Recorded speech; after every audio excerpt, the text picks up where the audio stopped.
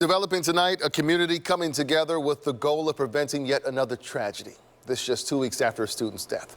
Manuel Guzman stabbed in the bathroom 2 weeks ago inside Northeast Middle School. Police say he was stabbed by another student. He later died from his injuries, and the student accused of stabbing remains in custody with a pretrial hearing set for May 4th. Tonight, leaders with the Kansas City Public School District acknowledge more needs to be done to protect students. KSHB 41 News reporter Andres Gutierrez shares the steps they hope to take to keep students safe.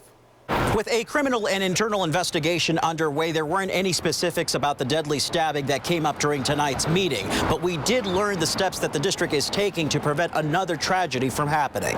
KCPS leaders began with a moment of silence for 14-year-old Manuel Guzman, the 8th grader at Northeast Middle School who died at the hands of a fellow classmate. I do understand that for us to heal, we have to begin to have more dialogue around our schools, our systems, our responses. Although she wasn't at tonight's meeting, Guzman's mother had previously told us she felt the district failed to protect her son.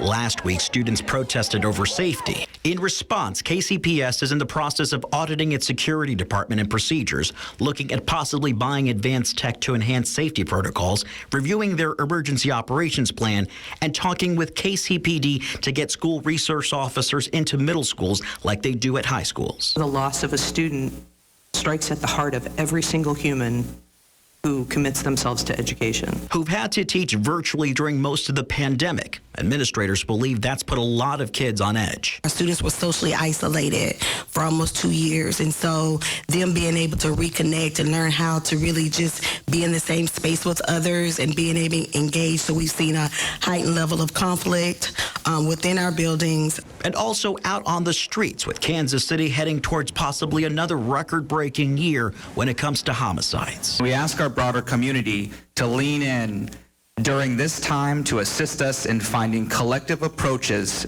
to reducing the potential for violence in and outside of our schools. Like, we got to have the whole community galvanized to say enough is enough. District leaders also spoke about the conflict resolution efforts happening within their schools, efforts that will require more funding. They'll have an idea of how much in the next 30 days. In Kansas City, Andres Gutierrez, KSHB 41 News.